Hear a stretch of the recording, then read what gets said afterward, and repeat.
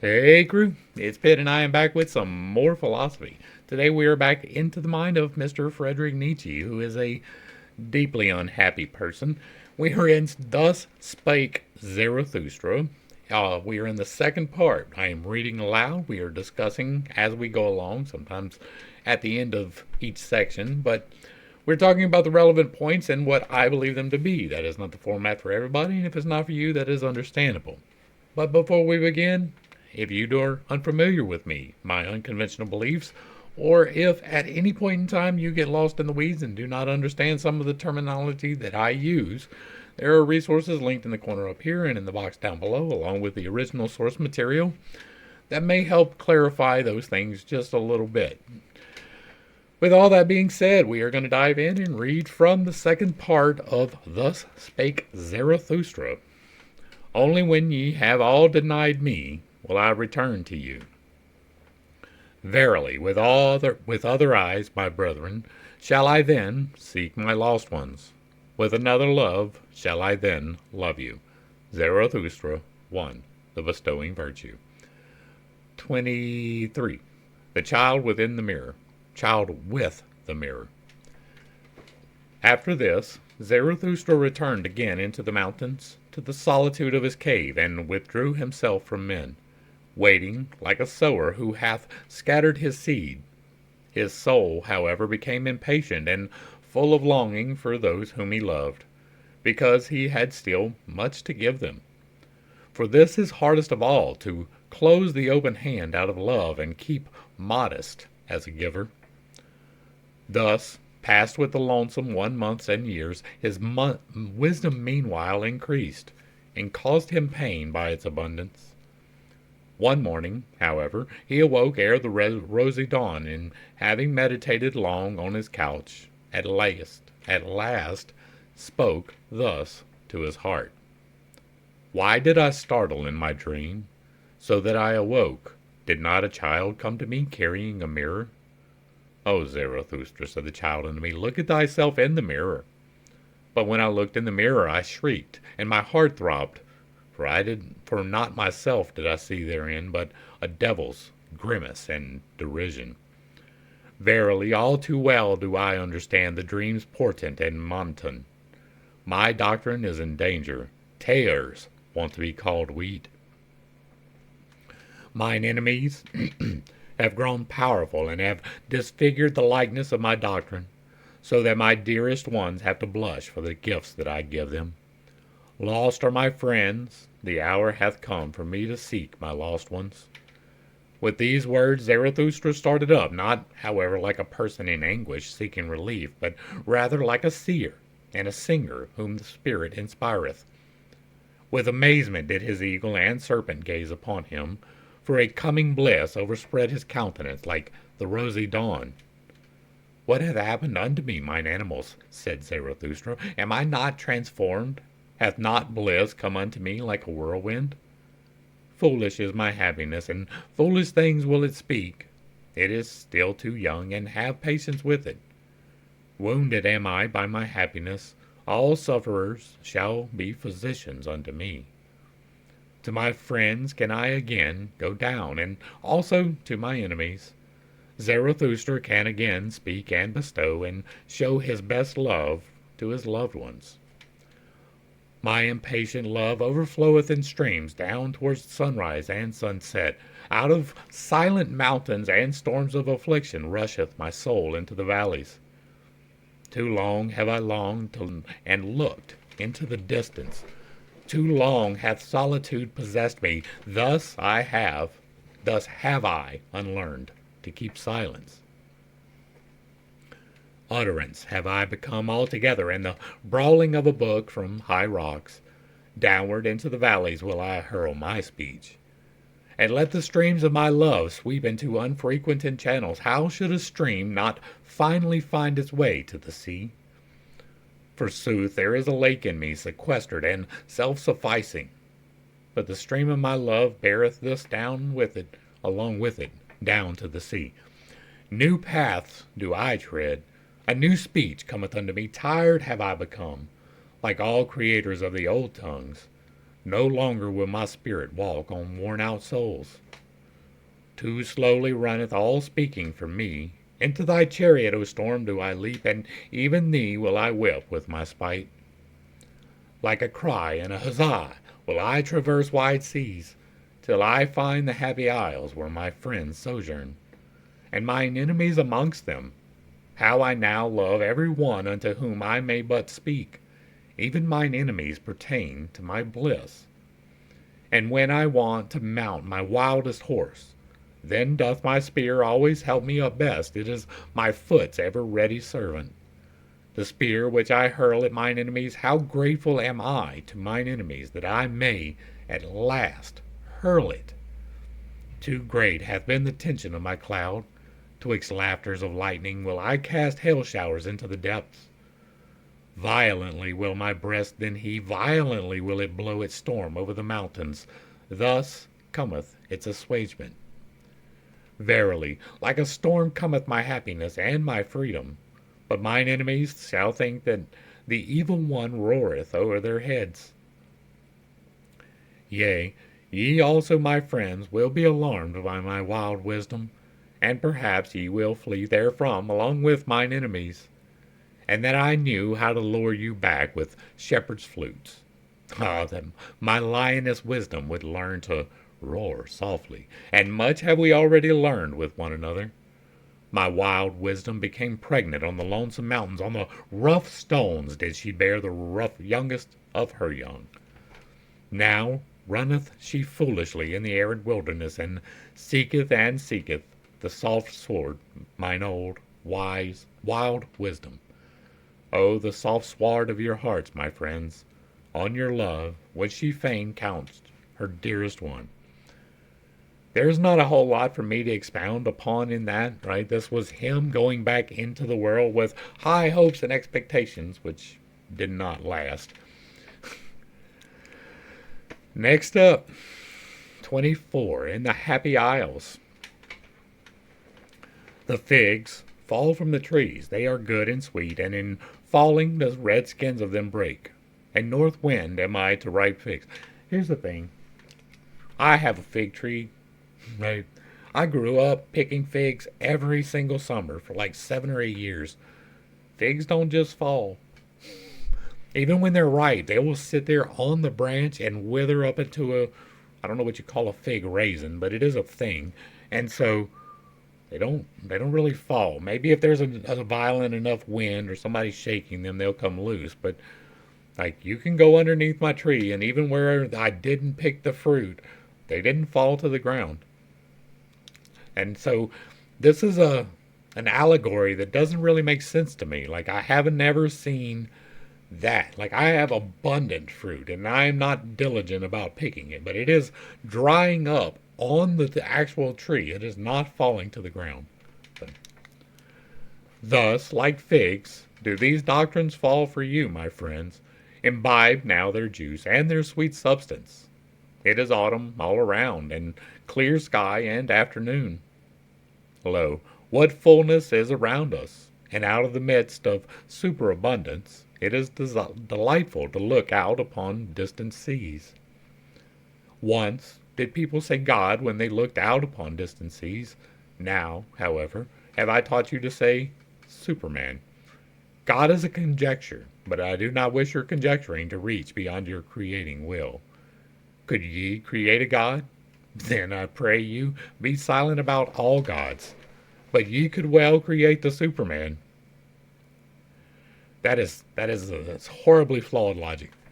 Not perhaps ye yourselves, my brethren, but into fathers and forefathers of the Superman, could ye transform yourselves, and let that be your best creating. Now, that part is true. You can create yourself into the best you. God is a conjecture. But I should like your conjecturing restricted to the conceivable. Could ye conceive a God? But let this mean will to truth unto you, that everything be transformed into the humanly conceivable, the humanly visible, the humanly sensible. Your own discernment shall ye follow out to the end. And what ye have called the world shall but be created by you. Your reason, your likeness, your will, your love shall itself become, and verily for your bliss, ye discerning ones.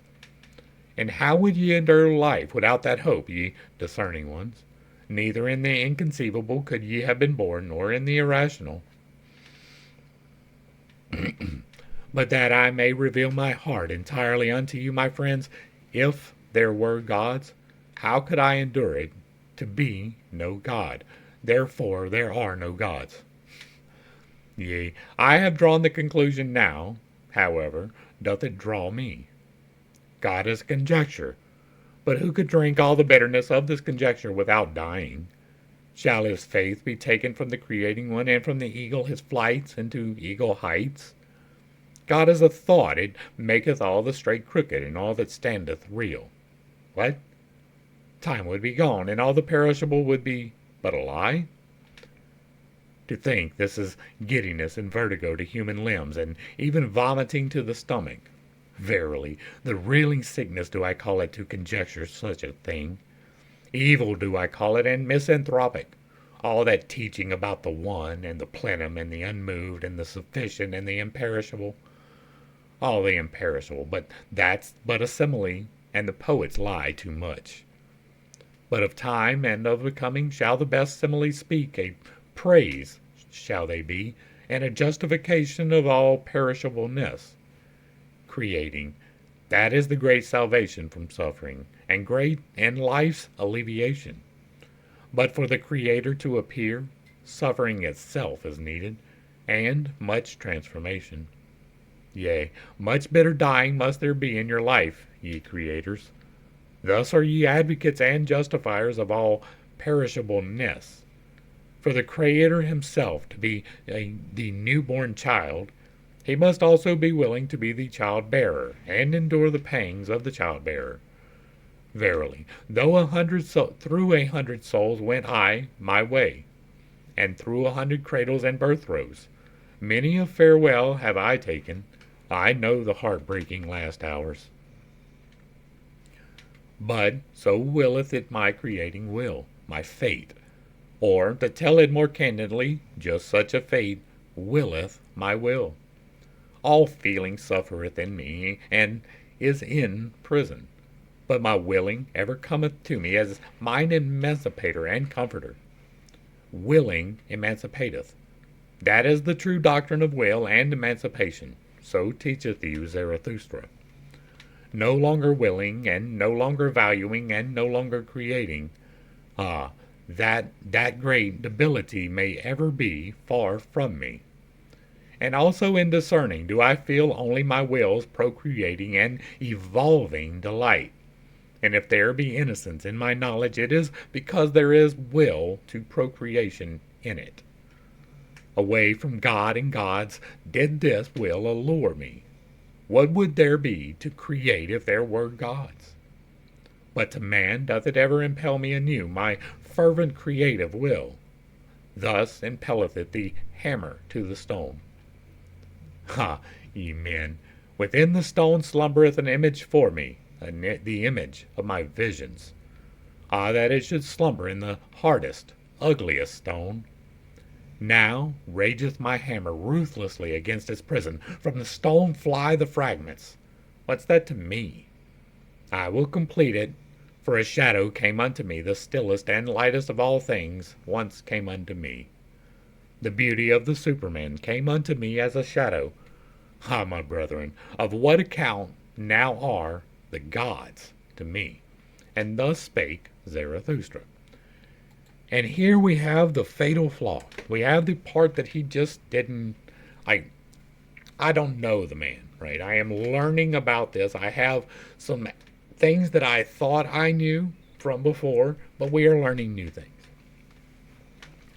So I'm going to take him at his word, right? I have my estimation of where he would be going with this, but he is confusing the gods of men with the actual God who created men. I know, that's a little bit of woo-woo, right? I'm a woo-woo guy. I'm here studying philosophy, but I believe in the supernatural. I do. I believe in creation. I don't believe in evolution. I don't believe in macroevolution. I believe in microevolution. I just did a video on that. But I don't believe that we evolved from fish. There are too many logical leaps that are incomplete in that chain of events for that to have actually happened. I do believe that there is a creator who individually designed us. I believe that we are individualized pieces of him. Me, as well as these dogs right here, as well as the cat that lives in the other room, as well as the fish and the birds and the insects and everything. Everything is an individualized piece of God. Every single thing.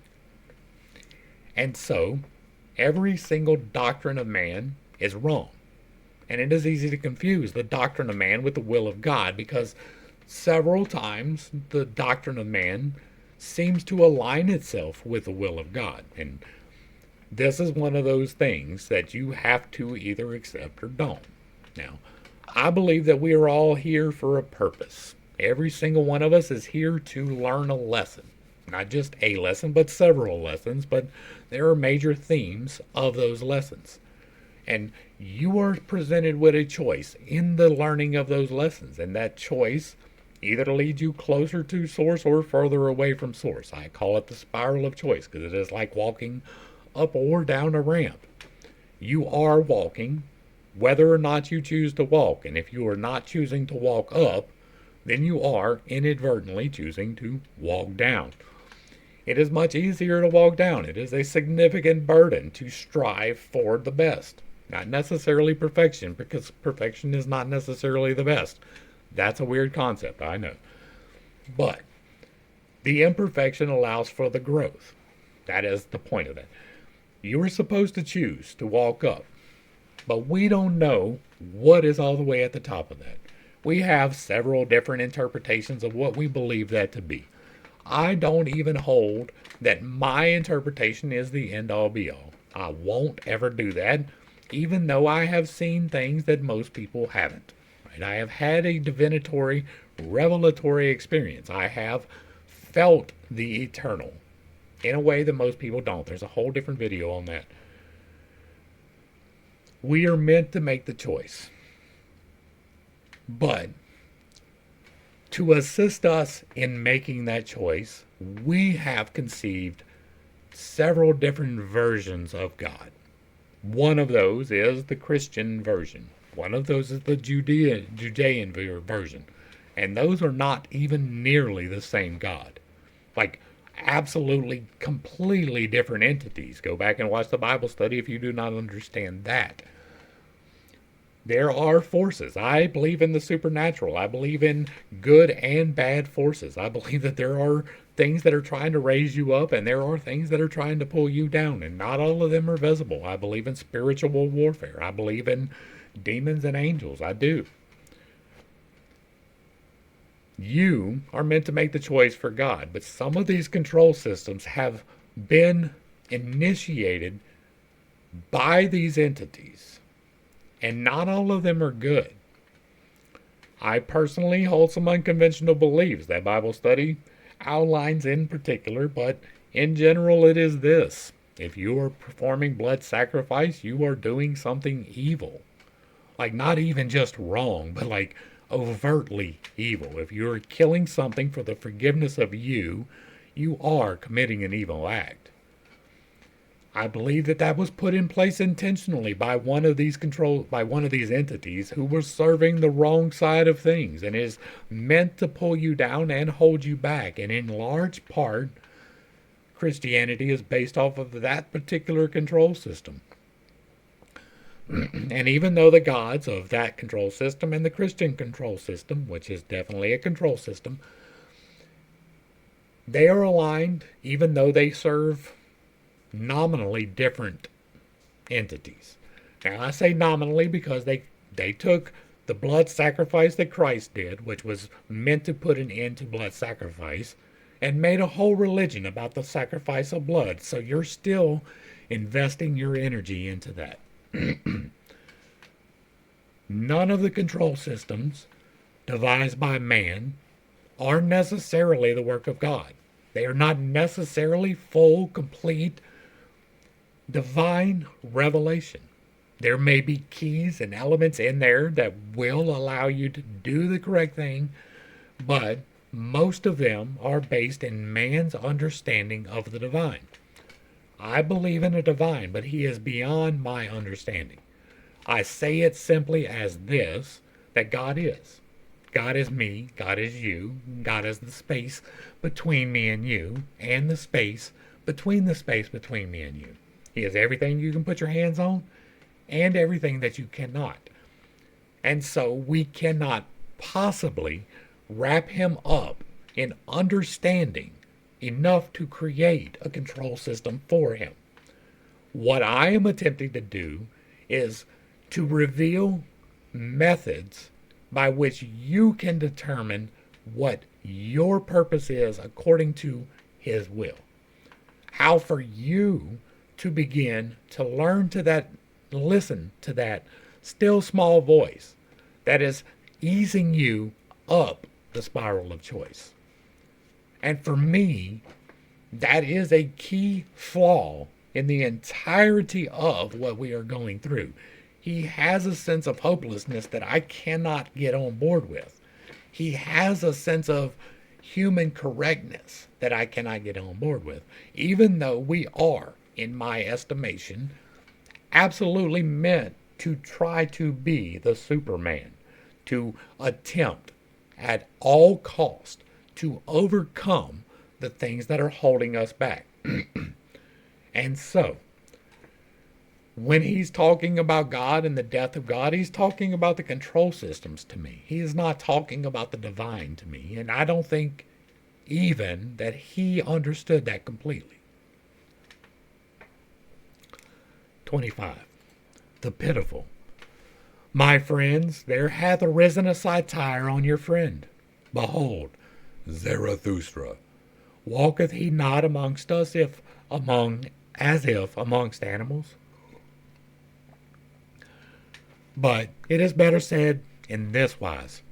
The discerning one walketh amongst men as amongst animals. Man himself is to the discerning one the animal with red cheeks. How hath that happened unto him? Is it not because he hath had to be ashamed too oft? O my friends, thus speaketh the discerning one. Shame, shame, shame. And that is the history of man. And on that account doth the noble one enjoin himself upon himself, not to abash. Bashfulness doth he enjoin on himself in presence of all sufferers. Verily I say not, I like them not, the merciful ones, whose bliss is in their pity. Too destitute are they of bashfulness. If I must be pitiful, I dislike to be called so. And if I be so, it is preferably at a distance. Preferably also do I shroud my head and flee before being recognized. And thus do I bid you do, my friends. May my destiny ever lead unafflicted ones like you across my path, and those with whom I may have hope and repast and honey in common. Verily, I have done this and that for the afflicted, but something better did I always seem to do when I had learned to enjoy myself better. Since humanity came into being, man hath enjoyed himself too little. That alone, my brethren, is our original sin. I don't know about all that. And when we learn better to enjoy ourselves, then do we unlearn best to give pain unto others, and to contrive pain. Therefore do I wash the hand that hath helped the sufferer. Therefore do I wipe also my soul. For in seeing the sufferer suffering, thereof was I ashamed on account of his shame, and in helping him, sorely did I wound his pride. Great obligations do not make grateful, but revengeful. And when a small kindness is not forgotten, it becometh a gnawing worm. Be shy in accepting, distinguish by accepting. Thus do I advise those who have naught to bestow. I, however, am a bestower. Willingly do I bestow as friends to friends. Strangers, however, and the poor may pluck for themselves the fruit from my tree. Thus doth it cause less shame. Beggars, however, one should entirely do away with. Verily, it annoyeth one to give unto them, and it annoyeth one not to give unto them. and likewise sinners and bad consciences. Believe me, my friends, the sting of conscience teacheth one to sting. The worst things, however, are the petty thoughts. Verily, better to have done evilly than to have thought pettily. To be sure, you say, the delight in petty evils spareth one man a great evil deed, but here one should not wish to be sparing. Like a boil is the evil deed, it itcheth, and irritateth, and breaketh forth, it speaketh honorably. Behold, I am disease, saith the evil deed, that is its honorableness. But like infection is the petty thought, it creepeth and hideth, and wanteth to be nowhere, until the whole body is decayed and withered by the petty infection. To him, however, who is possessed of a devil, I would whisper this word in his ear: better for thee to rear up thy devil, even for thee there is still a path to greatness. Ah, my brethren, one knoweth a little too much about everyone, and many a one becomes transparent to us. But still we can by no means penetrate him. It is difficult to live among men because silence is so difficult. And not to him who is offensive to us are we most unfair, but to him who doth not concern us at all.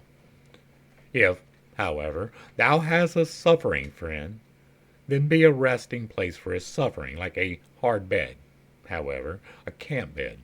Thus wilt thou serve him best. And if a friend doeth thee wrong, then say, I forgive thee what thou hast done to me, that thou hast done it unto thyself. However, how could I forgive that? Thus speaketh all great love, it surpasseth even forgiveness and pity. One should hold fast one's heart, for when one letteth it go, how quickly doth one head run away. Ah, where in the world have there been greater follies than with the pitiful? And what in the world hath caused more suffering than the follies of the pitiful? Woe unto all loving ones who have not an elevation which is above their pity. Thus spake the devil unto me, once on a time, even God hath his hell, it is his love for man. And lately did I hear him say these words, God is dead, of his pity for man hath God died. So be ye warned against pity.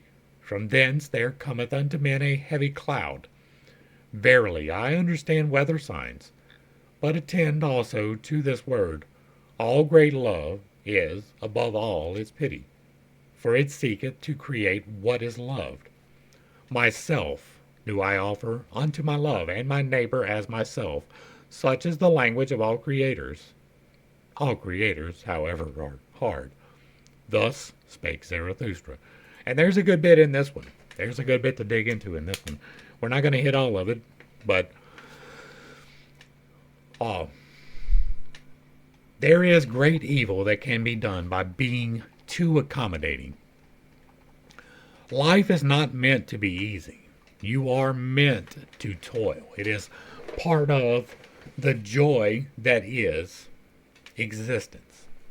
Now, he's talking about pleasures, and men have all too often partaken of their pleasures as opposed to seeking their virtues. And so when I was disagreeing, that's what I was disagreeing with, because you can find pleasure in evil very easily. And most of that is bad. Now, you can find true happiness in the self-denial of evil, but he never really got there as far as I can tell so far. He has the ideas, but he never really put them into play. He was fully expecting people to see this and be like, oh, yeah, and then do the thing, right?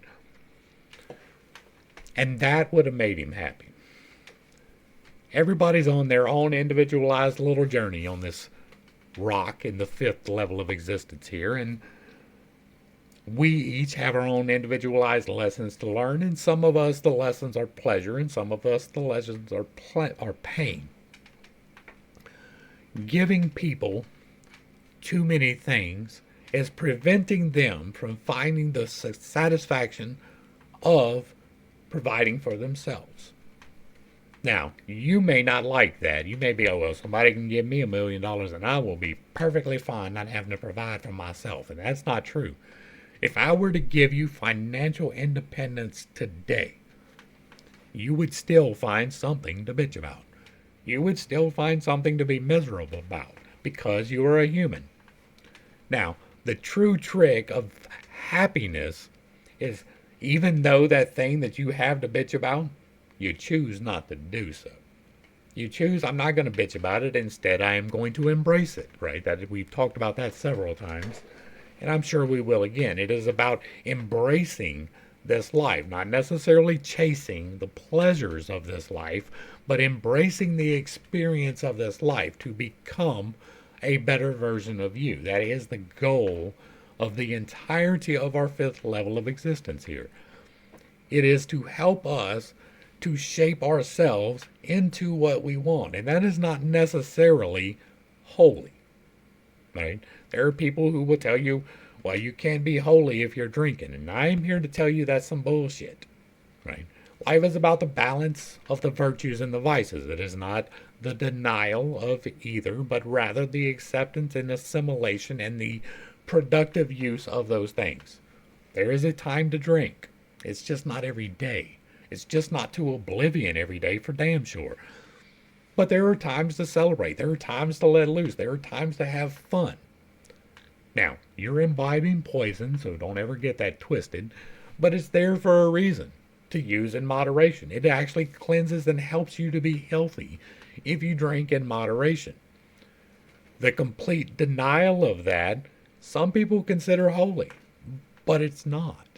The holiness is found in the existence. It is in doing the right thing in the existence. And the right thing in the existence is the toil. It is the trouble. It is the process. It is the growth. It is the hardship. It is the fun parts too, right? That's the counterpoint of life. You get a shitty thing, you get a good thing, and it makes you be able to grow. But you can take the terrible thing and turn it into, through mental alchemy, something wonderful. That is the point. It's not about follow this doctrine. It is about find the doctrine that you need to follow. It's not about God is dead. It's about the fact that you never really followed the right God in the first place. The laws for men are meant to keep men in check. It is not because God told you. I'm sure there was something else in there I was wanting to touch on, but I can't remember what it was now. But all right, so next up, 27, the virtuous. With thunder and heavenly fireworks must one speak to indolent and somnolent senses. But beauty's voice speaketh gently. It appealeth only to the most awakened souls. Gently vibrated and laughed unto me today my buckler. It was a beauty's wholly laughing and thrilling. At you, ye virtuous ones, laughed my beauty today, and thus came its voice unto me. They want to be paid besides. You want to be paid besides, ye virtuous ones? You want reward for virtue and heaven for earth and eternity for your today? And now ye upbraid me for teaching that there is no reward giver nor paymaster? And verily, I do not even teach that virtue is its own reward. This is my sorrow. Into the basis of things have reward and punishment been insinuated. And now, even into the basis of your souls, ye virtuous ones. But like the snout of the boar, shall my word grub up the basis of your souls. A plowshare will I be called by you. All the secrets of your heart shall be brought to light, and when you lie in the sun, grubbed up and broken, then will also your falsehood be separated from your truth.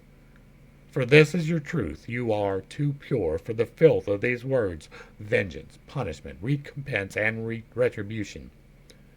You love your virtue as a mother loveth her child, but when did one hear of a mother wanting to be paid for her love? It is your dearest self, your virtue. The ring's thirst is in you. To reach itself again, struggleth every ring and turneth itself. And like the star that goeth out, So is every work of your virtue. Ever is its light on the way and traveling, and when will it cease to be on its way? Thus is the light of your virtue still on its way, even when its work is done. Be it forgotten and dead, still its ray of light liveth and travelleth. That your virtue is yourself and not an outward thing, a skin or a cloak, that is the truth from the basis of your souls, ye virtuous ones. But sure enough there are those to whom virtue meaneth writhing under the lash, and ye have hearkened too much unto their crying. And others are there who call virtue the slothfulness of their vices, and when once their hatred and jealousy relax the limbs, their justice becometh lively and rubbeth its sleepy eyes. And others are there who are drawn downwards, their devils draw them, but the more they sink, the more ardently gloweth their eye, and the longing for their God. Their crying also hath reached your ears, ye virtuous ones. What I am not, that is God to me, and virtue. And others are there who go along heavily and creakingly, like carts taking stones downhill. They talk much of their dignity and virtue. They drag. Their drag they call virtue. And others are there who are like 8-day clocks when wound up. They tick and want people to call ticking virtue. Verily, in those have I mine amusement. Whenever I find such clocks, I shall wind them up with my mockery, and they shall even whir thereby. And others are proud of their modicum of righteousness, and for the sake of it do violence to all things, so that the world is drowned in their unrighteousness. How ineptly cometh the word virtue out of their mouth, and when they say, I am just, it always soundeth like, I am just, revenged. With their virtues they want to scratch out the eyes of their enemies, and they elevate themselves only that they may lower others. And again are those who sit in their swamp, and speak thus from among the bulrushes. Virtue, that is to sit quietly in the swamp. We bite no one, and go out of the way of him who would bite, and in all matters we have the opinion that is given us. And again there are those who love attitudes, and think that virtue is a sort of attitude. Their knees continually adore, and their hands are eulogies of virtue, but their heart knoweth not thereof. And again there are those who regard it as a virtue to say virtue is necessary, but after all they believe only that policemen are necessary. And many a one who cannot see men's loftiness calleth it virtue to see their baseness far too well. He thus calleth he his evil eye virtue. And some want to be edified and raised up, and call it virtue, and others want to be cast down, and likewise call it virtue. And thus do almost all think that they participate in virtue, and at least every one claimeth to be an authority on good and evil.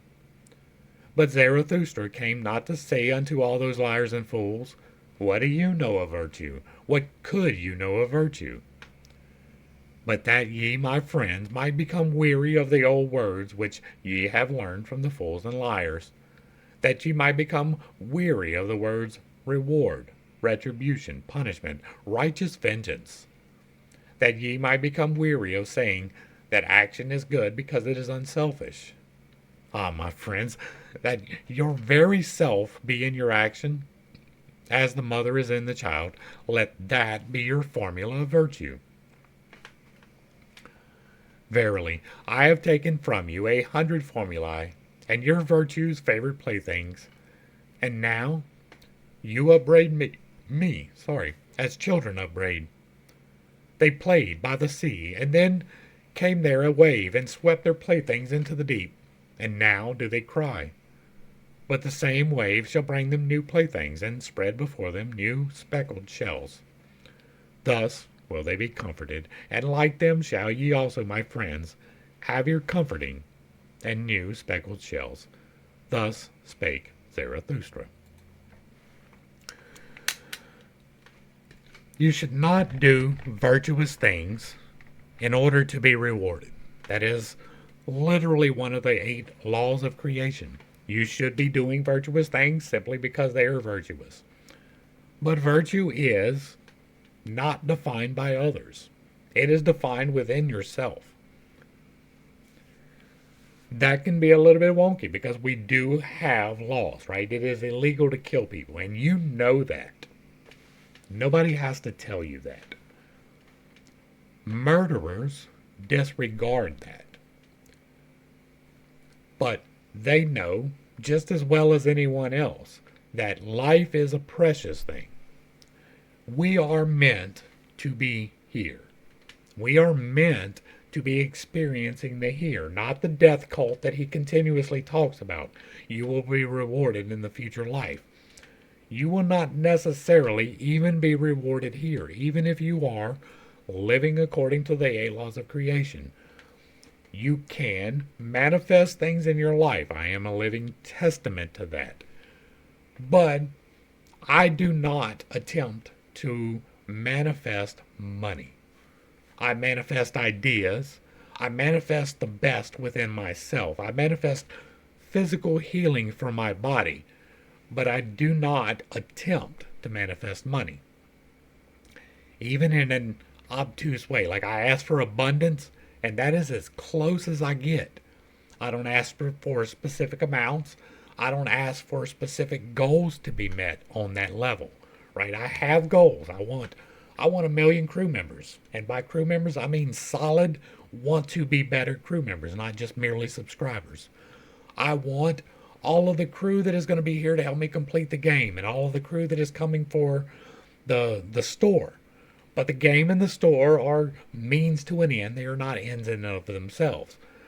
I'm not manifesting wealth through those, but I am manifesting those as tools to use to further other goals.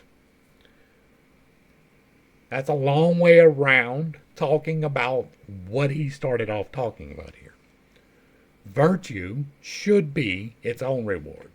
You can request the tools, and sometimes that is a monetary value. But you should never expect the reward. It's probably going to come. Almost certainly it will. But you shouldn't be expecting it. You shouldn't even really be goal-oriented towards it. Virtue itself should be enough. And virtue is something that is determined within yourself. He talks about that several times.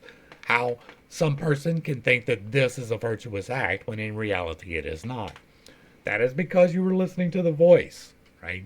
You are the individualized piece of God, right? When I pointed my forehead right here, that is talking about the soul, right? We have the meat suit, we have the soul, and we have the becoming. That is how I refer to those. That is the Trinity. The soul is here on a journey. It is here to learn lessons, in my estimation. And through the things that I have seen, and I have several confirmations of that in the various playlists that we have linked. We are meant to exceed. We are meant to become more. But you have the opportunity to become less. And however that works is entirely dependent upon you. It's not up to God. God is here to help you, to give you tools, but he individualized you so that you could make the decisions as to what you consider best. And while you will hear the correct thing, you have the freedom to choose it or not. How you feel about that choice defines whether or not it is virtuous. Now, I have been a person who has partaken in the other side of life. I used to be a little bit on the violent side. I used to partake in the selling of narcotics at one point in time, and those things are definitely not in the virtue, and I knew that. There was zero doubt whatsoever that when I was selling dope, that I thought that I was doing the correct thing. I knew that that was not virtuous. I was choosing to not be virtuous. You know the difference in an intrinsic soul level. When you get into a fight, your body reacts to that. And trust me, I know that. You see them fingers? Your body will react to your intentions. It will manifest physically what you think. So if you are focused incorrectly, as I once was, you will manifest the incorrect things. You will manifest disease within your life. And it doesn't even have to be I'm out there murdering or selling dope. Right? You can be lying to your clients every day. That will manifest in your body. Like, that's just the thing. You can be inadvertently stealing from somebody. And inadvertently means that it is accepted in your practice, not that you don't know about it. That will manifest. You know where the virtue lies. You don't need the external. You are already a direct representative of the Almighty Himself. And that is my belief in that. Right? We are, in my estimation, external replicas in a certain way of God. Because God, being eternal, cannot have the experiences that we do. And so we are here to have those experiences, both good and bad. It is a path, it is a journey, and it is not necessarily defined in any particular book. Part of the reason why we do this in particular is me investing my energy into correct things, to talking about things. Part of this is dispensing knowledge, and part of this is grabbing knowledge, right? There are things I can learn from this just as well as things that I dismiss in this. I don't take anything as the absolute divine will, up to, but not including, the things that we know on a soul level are wrong, right? Lying, cheating, stealing, and murder, you know on a soul level is the wrong thing. Now, there may be justifications for all of those. And you will know on a soul level whether that is true. If you were starving and there is an apple and you steal that apple to eat it, that's not necessarily a bad thing. Now, whoever owned that apple should have given it to you. It should be a free exchange. But there's less karmic implications in taking that apple to eat to survive than there is in taking an apple to sell to somebody else to buy food to eat. There's a major difference in that, even though the end result is virtually the same. There are exceptions to every single one of the absolutes. But you know in your heart that those absolutes are true. You are not supposed to lie to people. You feel it in your soul when you do it. You're not supposed to steal from people. You feel it in your soul when you do it. And it doesn't matter which control system that you in particular subscribe to. They all say the same thing because it is a universal human truth. And that's where we're going to go ahead and wrap this one up. I could probably fit another one in, but I'm going to go ahead and do this now. This is a good enough spot. And we covered a significant amount of information here today. Hopefully I brought a little bit of enlightenment and not too much confusion to a difficult set of topics. This whole section is a difficult set of topics, right? Everything in Zarathustra so far has been, some of it is self-evident, but most of it is a little bit more complicated than even he realized. If you like what I'm doing here, let me know down below. Give me a like, share, and a sub. Throw me a comment if you agree or disagree. If it remains respectful, it remains up. And if you really like what I'm doing, hit me with that super thanks, because I am not a communist. To the crew, thanks for hanging out. I appreciate every single minute that you are here with me, and I am praying for you every single day. Until next time, I love you. God loves you. You are perfect, whole, and complete just the way that you are. And this has been Pit State. Peace.